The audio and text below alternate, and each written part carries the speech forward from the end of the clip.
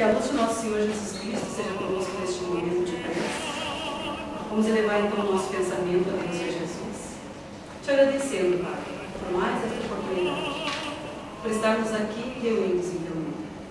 Que possamos, Senhor, abrir os nossos corações, a nossa mente, o nosso espírito, para receber essas vibrações de luz, de paz, de energias positivas.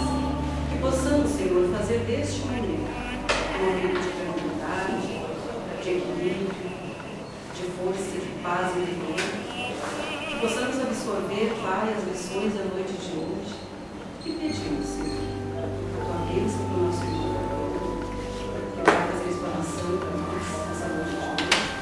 Que possamos todos nós aprender um pouco mais do teu Evangelho de amor, Jesus, e levar para a nossa vida, nos nossos lares, este conhecimento, paz e essa energia de luz.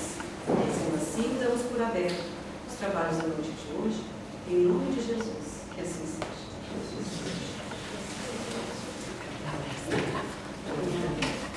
Nosso irmão vai falar sobre o Evangelho para nós. Boa noite a todos.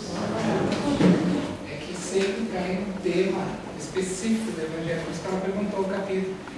Mas eu vou trabalhar hoje para nós o Evangelho. Nós precisamos conhecer um pouquinho o que é o Evangelho. A gente pensa que o nome do livro é Evangelho. E, na verdade, à luz do Espiritismo, o que seria o Evangelho? Porque o Evangelho existe em todas as religiões. Se nós observarmos, a católica tem o seu Evangelho. Na verdade, o Evangelho são as palavras de Jesus. Então nós começaríamos assim. Ao tempo de Jesus, o tempo em que ele viveu, ele não escreveu nada. Não deixou nada escrito. E é interessante a gente observar que no mesmo tempo dele existiam muitos sábios. Muitas pessoas sábias. Pessoas inteligentes, conhecedoras de Deus, conhecedoras de todas as leis, de todos os profetas. Havia todo um conhecimento naquela época.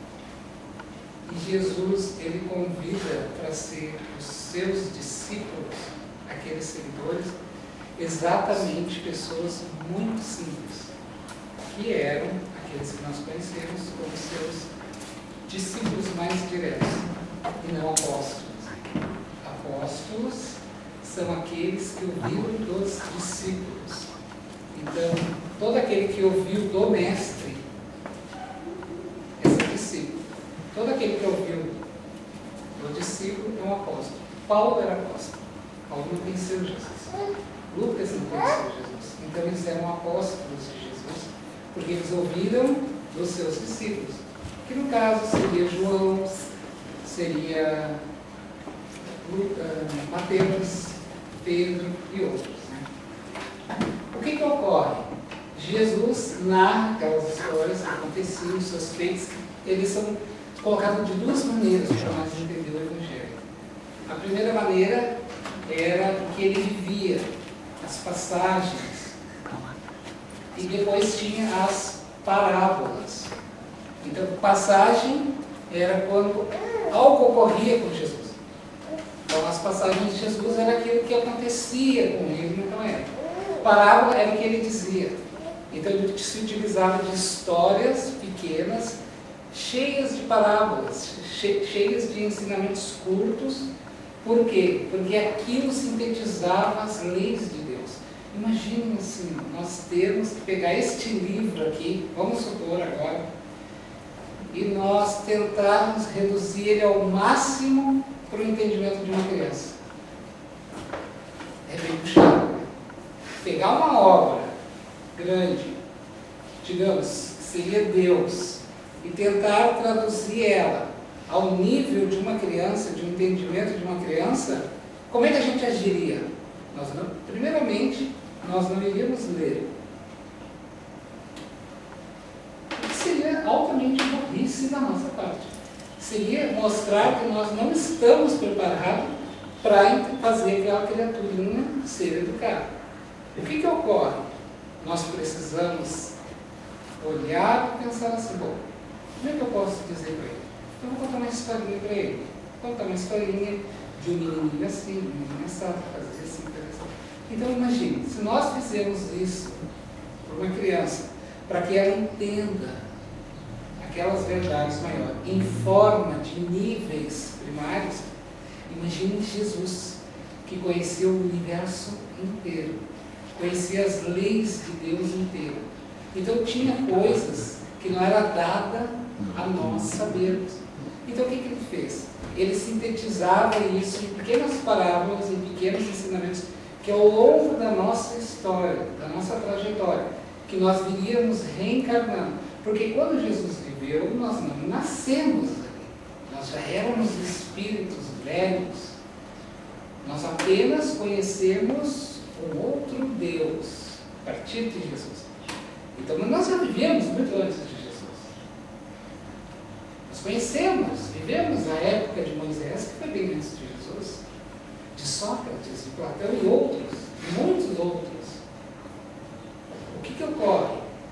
Então Jesus vem trazer a mensagem e ele teria que trabalhar ela em forma de essência e deixar aquela essência para que nós, ao longo do tempo das reencarnações, nós pudéssemos ir esmiuçando. Conforme a gente ia evoluindo na nossa mente, nós íamos esmiuçando. Mas como é que ele fazia então, Jesus?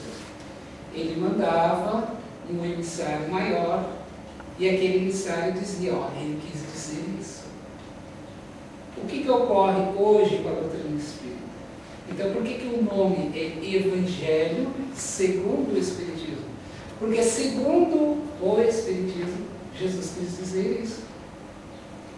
Então, segundo a doutrina, o Evangelho, as palavras de Jesus significavam exatamente isso. Claro, nós vamos ter outros segmentos que vão dando o seu parecer. Mas o nosso nível de entendimento, nós que estamos aqui, e portanto somos espíritas, o nosso nível de entendimento é segundo a luz do Espiritismo. Então, naquela época, o que acontece?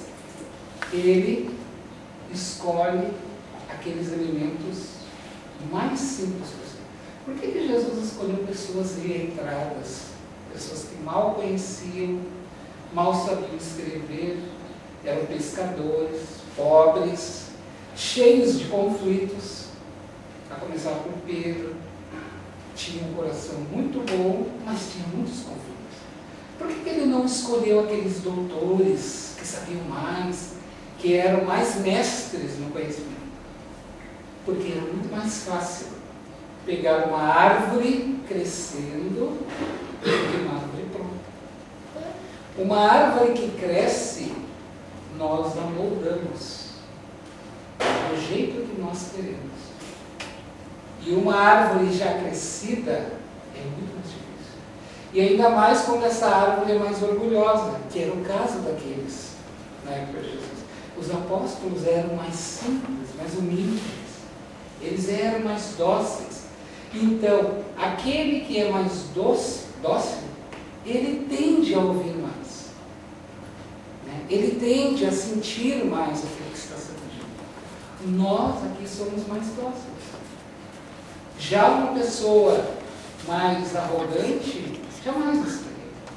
Então, esse tipo de elemento não é estar pronto. O que ocorre, que Jesus vem dizer em uma de suas parábolas, quando ele fala do semeador.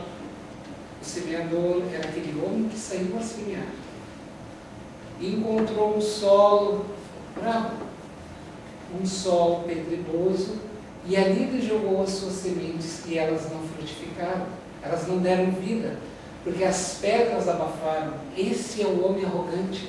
Este solo que ele fala é o indivíduo que ainda não está pronto. E depois o outro que jogou em terra seca, mas não frutificou porque estava seca, porque não tinha os elementos.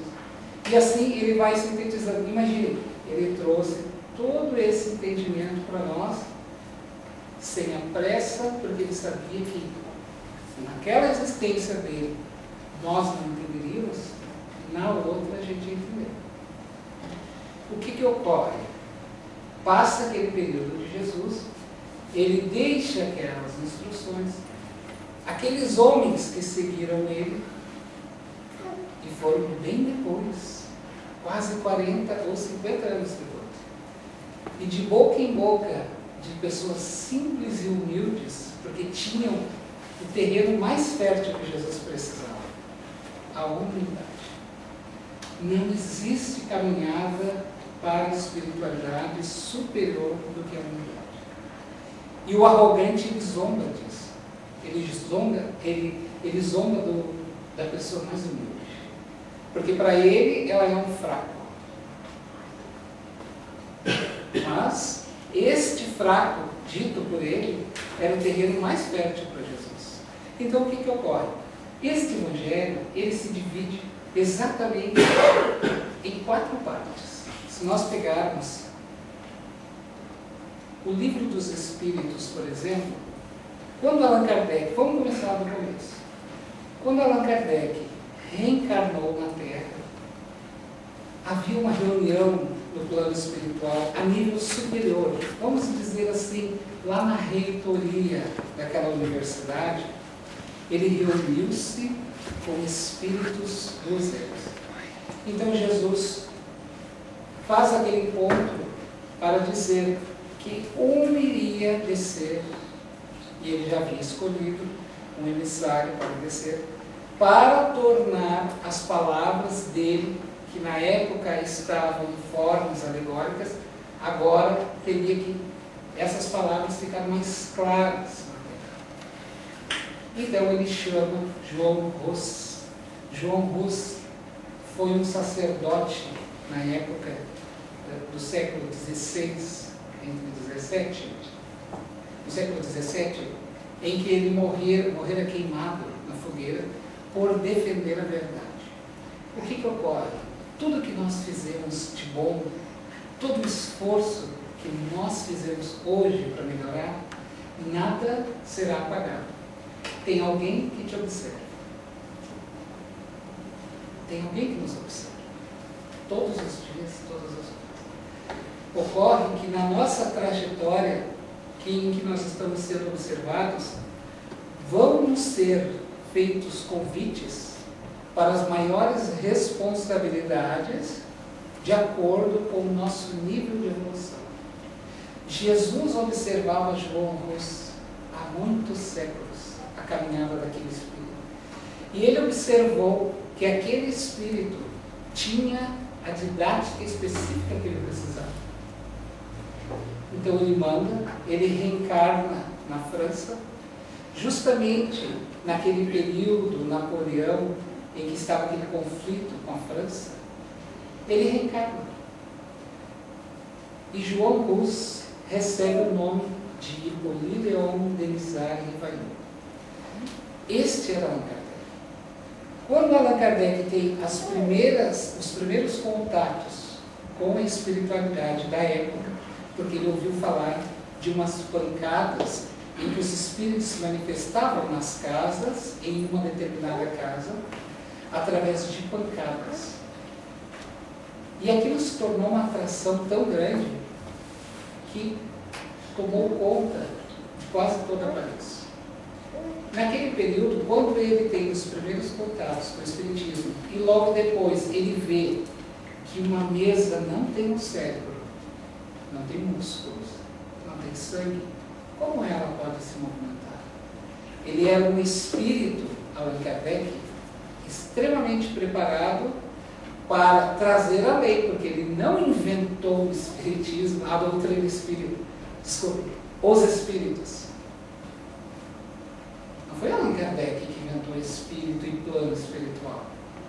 Não foi ele que inventou colônias espirituais. Ele foi o cientista que descobriu isso, que nos trouxe isso. Isso existe desde que o mundo e o universo é o universo. Porque senão nós teríamos uma teoria. Eu não vou, se eu morrer, eu vou morrer e pronto. Quem vai para lá é quem é espírita. Nós vamos morrer e vamos ir independente se somos ou não espírita. Então não foi ele que inventou nada disso. Ele foi o cientista que descobriu e trouxe o raciocínio de que existia um plano espiritual. Da mesma forma que aqueles descobriram a luz, outros descobriram vários outros inventos. São espíritos que já vêm com aquela lucidez no momento certo para traçar para nós aquela ideia. Então, o que ele veio fazer? Ele nos veio mostrar, através de um raciocínio lógico. Kardec usava muito a lógica. E uma delas era olhar. Se nós olhamos para uma mesa que bate, que treme, um objeto que treme, logo a gente pensa: nossa, aquele objeto está tremendo. Já o Kardec não. Ele observava, por uma lógica de raciocínio, aquele objeto não tem o cérebro, ele não tem vida. Como ele pode mexer? Bom, então ele não pode. O que faz ele mexer? Tem que ser algo. Tem que ser um outro motivo, uma outra mente. Quem é essa mente pensante que faz isso? Isso é lógica. Ele usava de um bom senso, por isso ele era chamado de um bom senso encarnado. O que ele fez? Ele pensou: se há uma inteligência que move aquela mesa e bate, então eu posso conversar com ela. E ele então cria vários métodos, e um deles era através das pancadas. Tantas letras, tantas pancadas. Uma letra, letra A. Duas batidas, letra B. E assim ele criava um código e viu que existia uma mente que estava por trás. Então existia uma mente paralela. E a partir daí, que ele vai fazendo todo esse estudo, ele consegue chegar até a mediunidade, que são os médiuns. Neste momento, a cidade inteira de Paris já haviam grupos, e antigamente, naquela época, eles faziam em saraus, né? As damas, as sociedades gostavam de se reunir em seus salões. Já não havia mais. Se tornou aqueles ambientes cheios de mesas, onde havia médiuns dando comunicações. E vocês imaginem, todos os tipos de pessoas participavam daquilo. Na volta daqueles médiuns não haviam pessoas somente querendo saber, como Kardec, cientista, querendo saber a fundo aquilo. Havia aqueles que queriam saber se iam casar, se iam ficar ricos, se iam ficar pobres. Então havia todo um jogo de interesse. E o objetivo de Kardec era moralizar aquilo, investigar. Ele era um investigador. E era um período primário nosso do Espiritismo. Era aquele período que nós estávamos na curiosidade do fenômeno. Hoje nós não estamos mais no fenômeno. Nós não viemos mais aqui para ver Espírito. Nós viemos aqui porque nós estamos no terceiro período do Espiritismo, que é o período moral. É o período que nós não queremos mais ver, nós queremos mudar. Mas naquele período não. E o que os Espíritos fizeram? Começaram a responder perguntas que ele fazia. E a cada nova pergunta profunda, uma resposta inteligente. E ele observava: mas nossa, daqui a pouco aquele Espírito assinava São Francisco de Assis, Santo Agostinho. Ele observava as obras desses espíritos e via que havia uma referência muito grande. Então ele começou a observar como aquele médium não sabe disso. E eles assinavam. Então, seguindo dessa prática constante, ele começou a vir mensagens do mundo inteiro, porque não vieram só de Paris. E ele começou a ver que aquelas mensagens referentes àquelas passagens de Jesus traduziam a melhor forma que ele já poderia ter visto.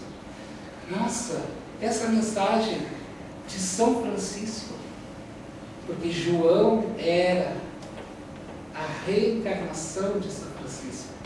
E ele assinava 2 vezes as mensagens, ora como João e ora como São Francisco. Então ele fala, João, o Espírito João, através de uma médium,